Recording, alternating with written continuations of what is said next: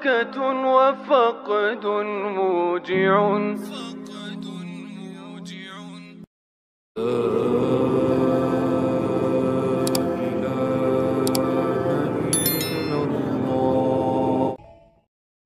Ada nggak Siddiq bilang tes DNA? Nah, jadi ikhwan, ya, untuk membedakan Habib asli dan palsu, maka harus diuji. DNA-nya dia kemana, DNA nabinya kemana. Apa gua harus putar rekaman itu? Gua putar. Untuk budak baru yang nggak tahu, gua putar. Bisa menjadi bukti bahwa setiap keturunan Nabi yang hidup pada hari ini pasti ada, yaitu unsur kesamaan DNA dengan DNA Nabi. Membuktikannya lewat rambut yang ditinggalkan oleh Nabi, saudara. Alhamdulillah. Jadi kalau Habib palsu ketahuan tuh kalau diperiksa. DNA Nabi kemana, DNA-nya kemana ya, kawan? Diam, saudara. Itu udah. Itu siapa yang ngomong tuh? Jadi si Bahar kenapa sampai kesimpulan congkel makam Nabi? Ini dengan adanya rambut, bukan jembut, rambut. Kau dengar baik-baik, budak. Dengan adanya rambut, dengar. Gua ulang sekali lagi. Kalian rambut dibilang jembut, kalian dengar. Payah otak, budak. Ditanya kadal, dijawab kapal.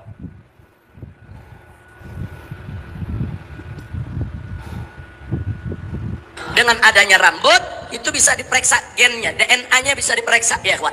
Bagaimana DNA, yaitu yang dimiliki oleh Nabi tersebut, bisa dicocokkan oleh seluruh pongkol-pongkol Quraisy yang ada di dunia ini, ya kawan. Bahkan itu juga bisa menjadi bukti bahwa setiap keturunan Nabi yang hidup pada hari ini pasti ada, yaitu unsur kesamaan DNA dengan DNA Nabi.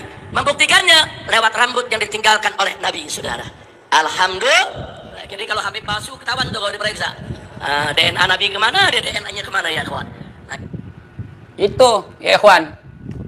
Jadi kenapa si Bahar sampai suruh congkel makam Nabi? Apa kalian nggak ada koordinasi? Harus punya koordinasi kita supaya sinkron.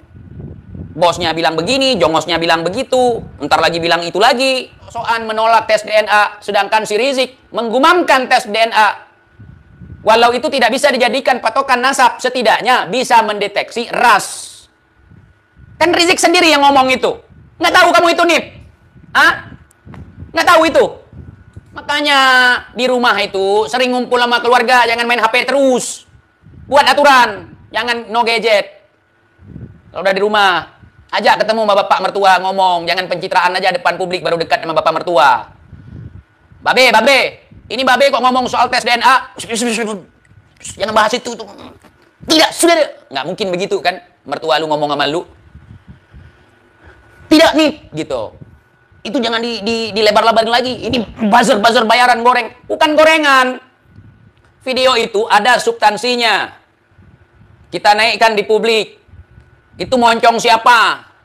Coba kalau nggak ada rekaman itu kalian bantah. Nggak ada dia ngomong seperti itu. Gua sodorkan videonya. Terdiam kan? Habis itu ngotot.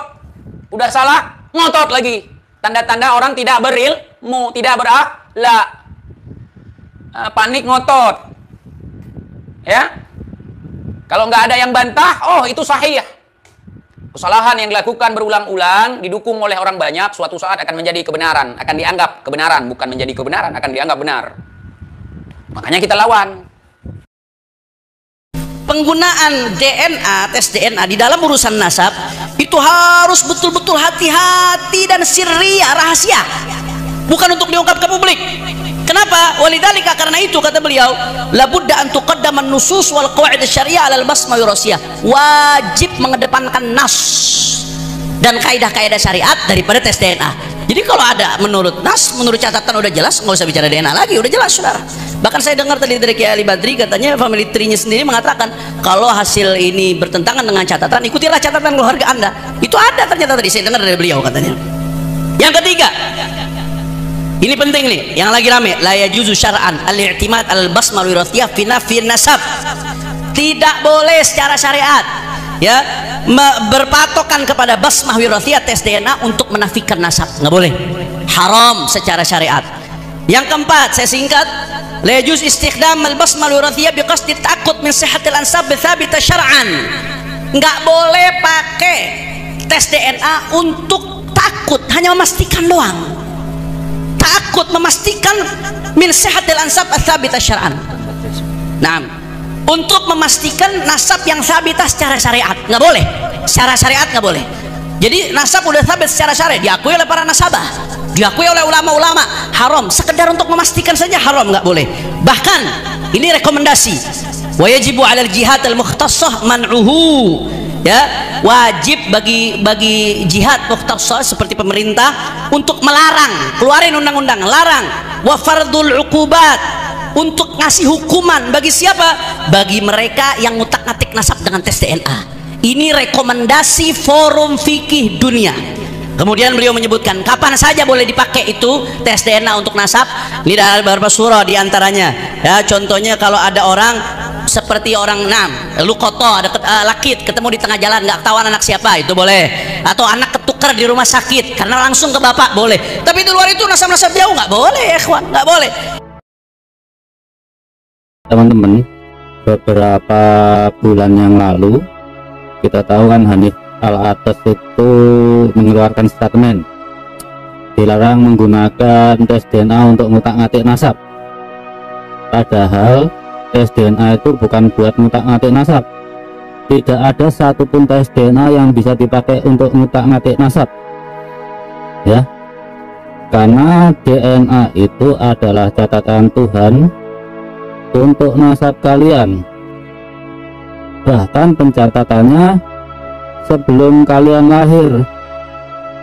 Jadi kalau misalnya ada catatan pada diri kalian, itu terbentuknya ketika terjadi pembentukan sperma pada tubuh ayah kalian. Itu kalau kalian ini catat. Perlu diingat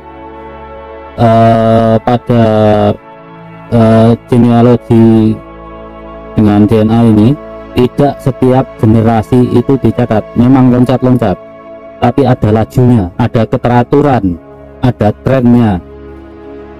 Nah, beberapa bulan yang lalu Hanif Al-Atas itu mengharamkan tes DNA untuk utak-atik nasab. Ya biarin, memang nggak bisa buat utak-atik nasab, tapi bisa buat memvalidasi nasab. Dan kita bisa lihat ketakutannya Hanif Al-Atas. Kenapa? Karena dia sudah tahu haplogrup dia itu apa. Nggak percaya, lihat saja layar saya ini. Oke, coba lihat, saya scroll nanti besarkan gitu ya. Kalian akan ketemu namanya Al-Atas atau Al-Atas. Kita lihat, oke. Bentar. Nah, dengan kit number IN 72600 itu ada seseorang marga Al-Atas, keturunan Al-Habib Omar bin Abdurrahman Al-Atas asal Yaman, dengan haplogrup terminal, haplogrup terakhirnya ya, itu GFT260979. Memang datanya dari family tree DNA, asal nggak masalah. Perhatikan ini, data itu bisa dari company mana saja, sepanjang kepala saintisnya namanya itu bersih ya, namanya itu disegani di dunia sains. Family tree DNA itu chief scientistnya adalah Profesor Dr. Michael Hammer. Jangan bayangkan namanya seperti nakib-nakib Robito Alawiyah itu. Profesor Michael Hammer itu sangat disegani di dunia saintifik. Anda nggak bisa menyuapnya untuk berbuat curang. Ini data dari family tree DNA satu orang. Jadi dari sini ketahuan kan, GFT260979 ini adalah haplogrup cabang dari kebanyakan Habib yang di Indonesia, GY32613. Jadi saya yakin Hanif Al-Atas sudah tahu haplogrup terminalnya apa, karena ada sepupunya yang sudah daftar. Cuma dia agak mendaftar di Family Project Alawi ya, enggak, tapi mendaftar di Arabia. Jadi pria-pria Arab yang haplogrupnya G. Haplogrup G di Arab itu pendatang, bukan asli. Karena kalau yang asli Arab, dilihat proporsinya aja, pasti pertama G1, G2, kemudian E, terakhir tuh R. G itu jauh sekali jumlahnya ya. Nah sekarang kita pakai data dari Waiful, data dari Waiful itu data rujukan ISO GG untuk lintas perusahaan dan lintas laboratorium. Jadi yang submit data ke Waiful nggak cuma perusahaan komersial, laboratorium penelitian juga ada dipakai datanya di sana. Contohnya DNA tertua di dunia yang bisa kita ekstrak, ISIM yang 45.000 tahun yang lalu bisa digunakan sebagai kalibrator, ya, untuk kalibrasi, telah dimutasi oleh Raden Murasin, pendiri Waiful. Sekarang kita cek di Waiful berapa orang, asumsikan ini adalah semua keturunan Al Habib Omar bin Abdurrahman Al Atos. Lahirnya kan kira-kira berarti abad hidupnya awal akhir abad 16 sampai awal abad 17. Saya pindah ke Waiful. Nah, kita lihat betul kan, 550 tahun yang lalu. Berarti ini kita lihat sampelnya ada 1, 2, 3, 4, 5, 6.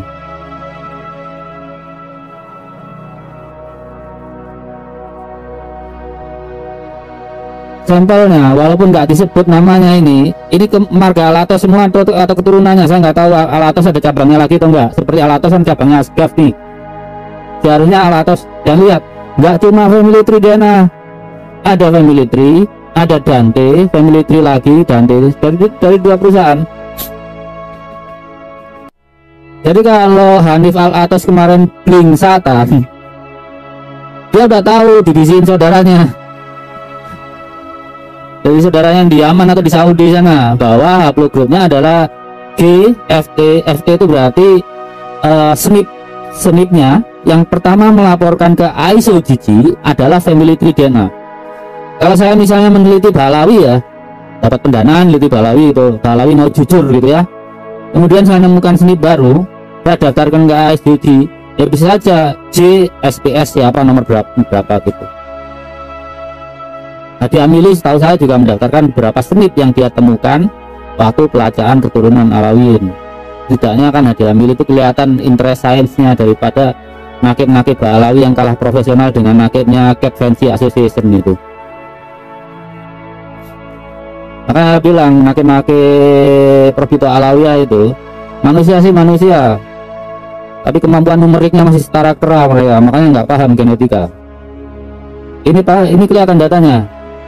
Karena family Waiful itu bukan perusahaan sequencing, tapi perusahaan analisa. Datanya mentah, datanya bentuk PAM atau VCF baru dia analisa. Ini dari 2 supplier nih, paling enggak berarti kalau kan tadi andaikan si Alatas tadi itu dari family tree kita kurangi 1 lah, dia ke sini juga gitu ya, berarti setidaknya ada 5 Alatas ini yang udah pernah tes DNA ini. Jadi memang ketakutan Hanif Al Atos kemarin, apa haplogroupnya udah ketahuan, dipikirnya bisa menyembunyikan kebusuan. Nggak ada. Sekian tahun ngapusi bangsa Indonesia, yo aibnya dibuka sendiri sama Allah nih. Tunggu aja, bangsa kita itu bangsa keramat tuh, kita bisa menerima mereka terbuka, dikasih status WNI oleh Presiden Soekarno atas usul Kiai Haji Wahab Asbullah tuh. Tapi apa lihatnya kelakuan mereka, air susu dibalas air tuba. Sekarang ya kita preteli lah, kita tunjukin itu. Jadi udah tahu ya, haplogroupnya Hanif Al Atos itu GFT 2600979. Sekarang kita lihat apakah dia benar dia itu keturunan Nabi Ibrahim. Kita cari haplogroup induknya.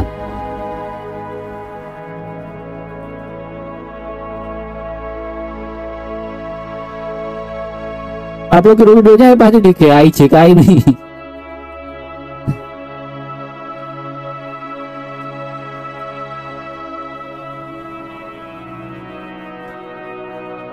Jadi kejauhan udah, kalau nggak mungkin bahwa Balawi ini keturunan Nabi Ibrahim. Tunggu sebentar ya, saya ajari hitungannya. Oke.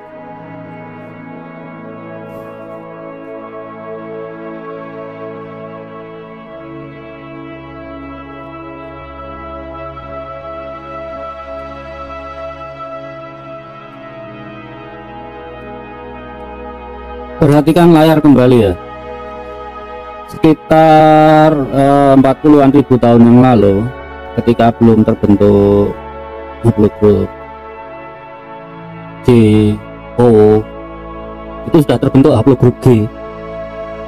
Jadi kakek kita, kakek Rasulullah, dan ya kakek kita dan kakek Rasulullah waktu itu masih orang yang sama, tapi udah orang yang berbeda dengan kakeknya Mbak Alawi. Perhatikan, kalau Mbak Alawi itu dites DNA, ya, dites DNA dengan panjang DNA-nya itu yang diperiksa sebesar 8.467.165 desper, maka rata senip yang khas mereka yang tidak dimiliki oleh saudaranya tadi, haplogrup HIJK. Jadi haplogrup nenek moyang kita haplogrup O, haplogrup nenek moyangnya Rasulullah haplogrup C, waktu itu belum terbentuk, itu senipnya sebesar 319,73. Ingat ini koma karena di rata-rata ya. Kalau kita bulatkan ya tinggal kita buat aja, dibulatkan turun 319 saja. Tapi ilmu pastian begitu, koma, karena perhitungannya nanti dikali tahun gitu ya. Kemudian itu dari haplogrup G sebanyak ini ya, 390. Ini udah terbentuk loh.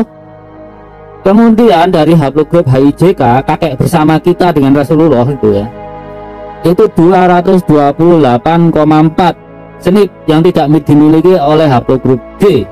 Maka rumusnya untuk mengetahui kakek bersamanya adalah dari HIJK senipnya itu dikali laju mutasi. Perhitungan laju mutasi di sini setelah dikalibrasi oleh Pak Dimurasin dan teman-teman penelitinya di Waiful ini adalah 144,41 ya, 144,41. Kalau ini umur ini sepertinya debat ya, umurnya harusnya 60 ini kalau 71, tapi nggak ngaruh banyak lah nanti. Maka usia haplogrup HIJK itu kakek bersama kita antara orang Indonesia dengan orang Arab yang asli C1 C2 ya, C1 dan C2 itu 33.053 tahun yang lalu. Kemudian dari Balawi, kakek pertama Balawi kemarin, kalau mengukur dengan hitungan adalah 46.254 tahun yang lalu. Untuk mencari kakek bersama itu dijumlahkan dibagi 2, caranya begitu. Jadi 33.053 plus 46.254, hasilnya dibagi 2, ketemu sekitar, ini kita bulatkan jam 40.000 tahun yang lalu. Kan Nabi Ibrahim bukan 40.000 tahun yang lalu lahirnya, Nabi Ibrahim itu nggak nyampe 6.000 tahun yang lalu. Makanya saya bilang Balawi itu Bani Ibrahim aja batal. Karena apa? Dari klaster keturunan Nabi Harun pun kan ada 3 klaster tuh, itu semua keturunannya HIJK semua, haplogrup C1, C2 dan R, nggak ada yang G. Dia itu udah gantol nasab dari 900 tahun yang lalu. Nanti saya bikin videonya tuh, kenapa 900 tahun lalu bukti penggantolan nasab mereka. Ya mereka yang benar-benar ganas gantol nasab. Udah ya, jadi kalian udah tahu alasannya kenapa Hanif Alatas itu melarang-larang tes DNA. Dia udah tahu haplogrup dia sendiri, haplogrup keluarganya marga Alatas itu G FT 260979.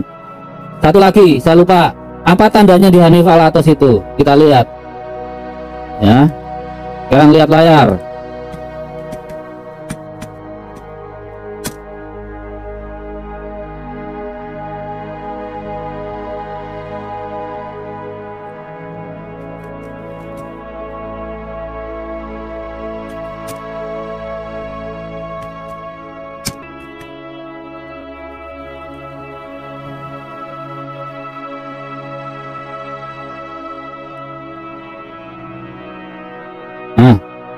Ya, Hanif Alatas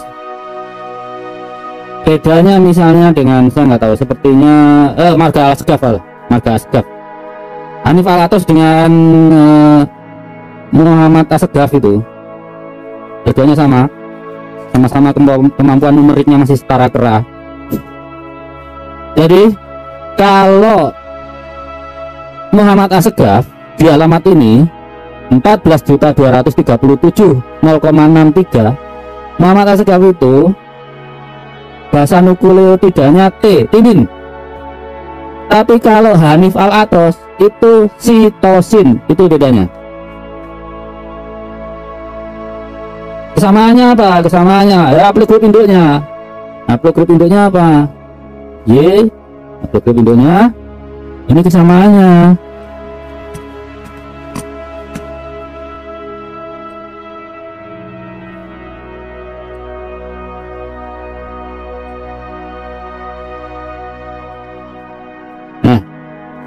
Di alamat 7.500.401 baik Hanif Al-Atos dan Muhammad Asgaf itu sama-sama basa nukleotidanya G, guanin. Kalau para sayyid yang asli, para kohanim itu A semua, adenin. Itu penanda genetiknya. Bosak edan-edani apa sehebat-hebatnya karomanya Fatih Mukodam itu nggak bakal bisa ganti DNA cucu-cucunya. Soalnya di dalam badannya Hanif Al-Atos maupun Muhammad Asgaf itu selnya sekira-kira 30 miliar. Ganti DNA di 30 miliar sel gimana caranya coba? Itulah kebesaran Tuhanmu menjaga kesucian perkawinan kakek-kakekmu dulu. Jadi dalam hal ini karena Bunda Fatimah, Sayyidah Fatimah LA suaminya cuma satu, maka haplogrup keturunannya harus satu, gak boleh beda. Kalau bercabang ya silakan bercabang, namanya beranak, anaknya 2, anaknya 3, terus itu bercabang-cabang. Tapi haplogrup induknya ya harus sama dengan mutasi yang terjadi pada Imam Ali. Kalau Imam Ali misalnya diputuskan J FGC 10.500, maka seluruh keturunannya itu haplogrupnya FGC 10.500. Kalau dikatakan nih misalnya Imam Husain FGC 30416, itu namanya cabangnya FGC 10.500. Makanya haplogrup itu ada superklid, kemudian ada cabang, anak cabang, ranting, ya kayak kepengurusan NU dan Muhammadiyah itulah mirip itu. Jadi udah tahu ya. Ini bulan suci, kita teruskan menjaga kesucian nasab keturunan Sayyidah Fatimah. Kalau ini parasit nasab dan sepertinya juga jadi parasit buat NKRI ini, karena mereka memperalat nasab untuk cari makan di sini. Udah, dari itu aja dari saya. Wassalamualaikum warahmatullahi wabarakatuh.